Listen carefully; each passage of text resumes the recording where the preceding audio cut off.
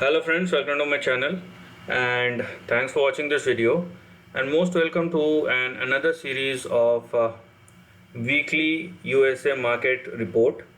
Now last week I couldn't able to make it because of some technical issues, so apologies for that. Now if you remember my previous USA weekly market report, I've been talking about one thing, and that is the Nasdaq. And it doesn't matter how volatile the data is. Once the index started moving above 14,200, you will see different things will started moving on the upside, and it has already happened because currently, as far as last Friday is concerned, Nasdaq has closed at 14,639, which is 400 and around 40 points higher than the breakout level. So the uptrend is very much intact, and with this big breakout, you will see different kind of high beta stocks will started moving, has already started moving, and will probably started moving in the upcoming days and weeks. Now talking about the levels, you have Dow Jones, you have Nasdaq, and combinedly supported the S&P 500. The gold is trying to recover, the oil is on the boil. I don't think that the oil is doing something differently, because once you remember the bull cycle of 2004 to 7, it's not a direct comparison, but there are a couple of things which will work in the same way. Like whenever huge amount of liquidity came into the market, even in history, like 5 years, 10 years, 15, 20, 25, 30 years, everything, the prices of everything will push on the higher side. And what supported the bull market is inflation with growth. We are talking about inflation, and that has been a big talking point even in US, the taper tantrum and all those things. But if it continues to supported by the growth, the market will go on the upside. It doesn't matter how much people are talking about a downside or a big crash, or the inflation is going to be skyrocketed. Yes, probably things will change over time, and there will be some time when the market will take huge knock. But till the time it has been supported by the growth, which it is right now, and you can see how the companies are performing, how the big companies are throwing 40% revenue growth. That staggering amount of number for the companies which have a market cap of more than $1 trillion, right? Along with that, uh, as you can see, commodities are also on the upside, and if it is not, then it is at least consolidating, not falling down. Apart from that, the treasury, more specifically the 10-year treasury, is in a range bound mode. VIX is also coming down. The US dollar index is trading in between 90 and 93, on the on the downside 90 and on the upside 93. But sooner or later, whether you can consider it technically or based on news or some events, sooner or later, once 88 gone, I am keeping myself with the same view that once 88 gone on the downside, you will see a sharp knock in the dollar index, and that will push the global equities further on the upside, and that is yet to be seen, right? Now having said that, if you are going with the chart, so obviously the first I'm going to look at will be the chart of Nasdaq. I have been saying about this for the last 1 or 2 months. Now it has happened. So the levels that we are going to look at here will be something like this. So let us just so first thing first, as I've been telling you about this level, which has already been broken out, and I've also said you can go and check out my previous videos. In this kind of move, you will see some serious upside, and that will continue for the next couple of weeks or months. Okay, so it has already happened. Now if I make a trend out of it, you will see that there is a very clear trend. Okay, and still I am using the hourly chart. So this is the lower end of the range, right? This is the lower end of the range, and as far as the upper end of the range is concerned, let me show it to you.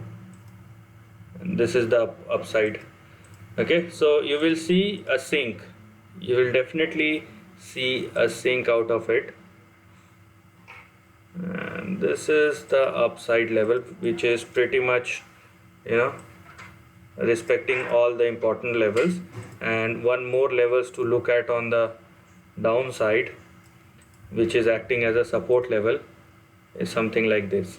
So what we have here as far as the downside is concerned, so this is the support level. Now you can see how the index has been moving and what are the levels that you're gonna look at. So what we have here, because the index has already broken out from above 14184 or 14,200, we will have the important support levels at 14184, 14107, and your final support at 13675. But because it has already broken out, so the big levels that we are talking about here will push the price towards or in between, as you can see here. So the levels which we are going to look at will be in between 16,163 and 16,600. Now that is clearly visible in this chart, and if I may draw this chart, or if I may, you know, put this chart like this, and if I pull this chart like this, okay, here we have, then you can see a clear trend and how much time it has taken, right? So this is not a joke.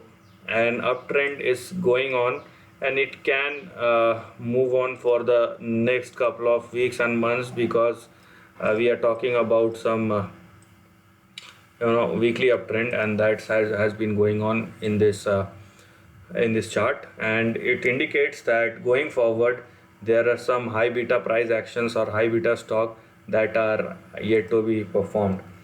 Now talking about the Dow Jones, because both have their own speed and momentum. I mean, Dow Jones is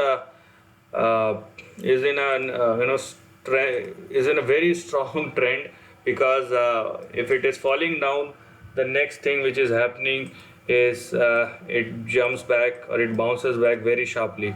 Now, so as far as the Dow Jones is concerned, you can clearly see how this index has been moving, and it is showing some enormous strength, and it's been moving with a gusto and with a very steady trend.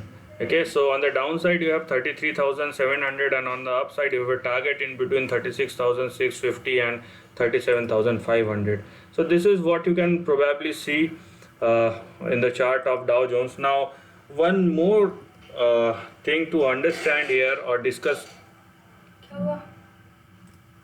So one more thing to look at here will be the chart of Brent, because the commodities has been moving very swiftly and very fastly on the upside.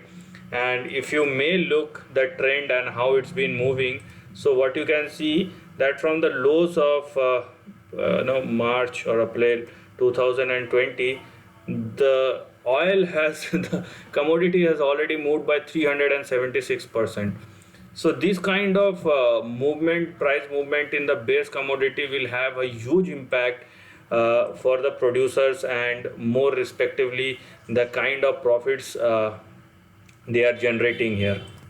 Now if you are looking at the long-term chart, so this is the chart of Brent futures. Okay, if you are looking at the long-term chart, you will see how the trend has been over a period of last 10 or 12 years. So it's not 10 or 12 years, it's in between 10 and 15 years. So what we have here as far as the trend is concerned, so on the downside it has already seen the lower levels. So on the downside you have your support at 18.59 and 14.73, and on the upside we are looking at a target of 88, 89. Now if there is a breakout above 89, obviously three digits will be very much possible. But okay, because let me tell you one more thing. Okay, so this level is also like near to 88. Now if you are looking at the downside, so according to the wave theory, you have this first wave, then second wave, then third wave, then fourth wave, then fifth wave. Okay, and now from sixth wave onwards, this may go up. Okay, so this may go up like this or like this, we don't know, and then it will come down further, and it will move like this, because the 5 leg correction has already been over. Okay, probably. But whether this will happen, this uptrending move will happen or not, that depend upon lots of things, because in 2007 we don't know about nuclear much about, there is not much exploration about nuclear energy, hydrocarbon energy, or hydrofuel, or ethanol, or we are talking about you know solar energy, we are talking about electric vehicles. So these things were not in picture 10 or 15 years back compared to the current age. So obviously there will be some limitation, but when it is coming to trading has no limits, market knows no limit. And till the momentum going on, till the inflation is on the rise, demand is there, obviously the price will shoot up very much on the upside, and with a big momentum, right? So what we have here for the time being is a resistance of 88 or 89. Let's see how the price is performing, and we will take a call from there. And uh, one more thing is this one. So the 10-year treasury.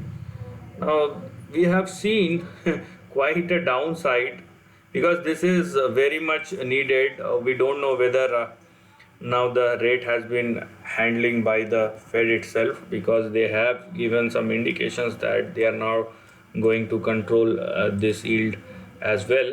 So after touching the high of 1.76, currently it is quoting at 1.43, and if it breaks below 1.39 and 1.33, then you will again see slide on the downside.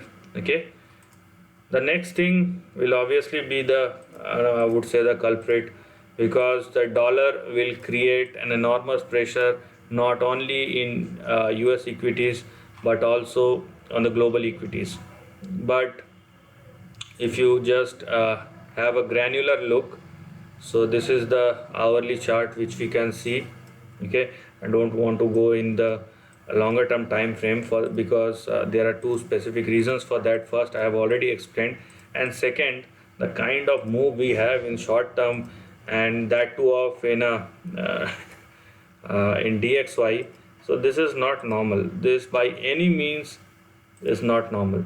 So currently we can see that the chart of DXY is at its lower end of the range, standing at a support level.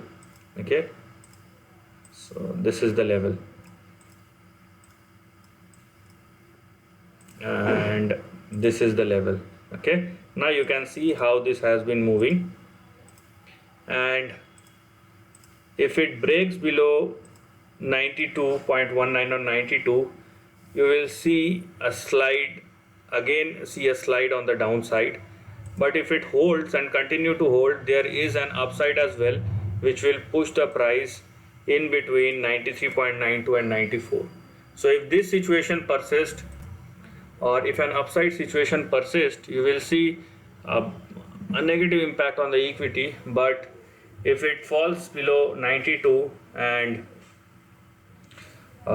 if it continues to hold on below 92, or more specifically, yes, below 92, because the 92 is not only a support but also a 200-day moving average. So if it holds below that and if it unable to cross that, then you will again see a breakdown, and probably it will boost equities on the upside.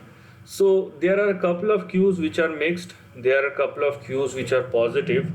More so over, we are looking on the positive side of the range for the simple reason, and the reason is the base theory. Understand this: whenever the global market poured with enormous amount of liquidity, inflation bound to rise.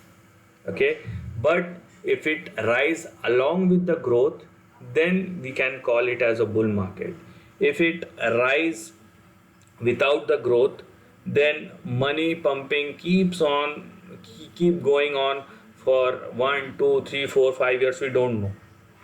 Third thing, if growth is not there, then there will be a situation of stagflation, and you will see the central bank will started increasing the interest rate on a regular basis. So this is a slight difference between the situation of stagflation and the growth.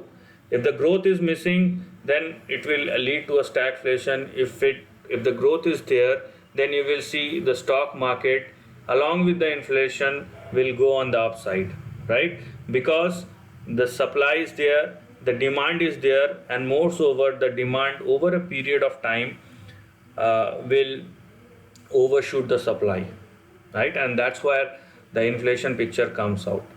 So right now you will see the recipe of a bull market rather than a bear market, or only talking about inflation is not something which we are independently focusing on. So let's see how the price was moving, and this is very much clear on the indices that indices has broken out, so does the stocks, and you will see over the period of next couple of weeks, different stocks will move at their own pace, and you will see there is a probability, or there is a big probability, I would say, that further higher levels are yet to be seen. So this is the end of the video. If you like this content, do share your thoughts in the comment section and subscribe my channel. Lastly, take care of your family and friends.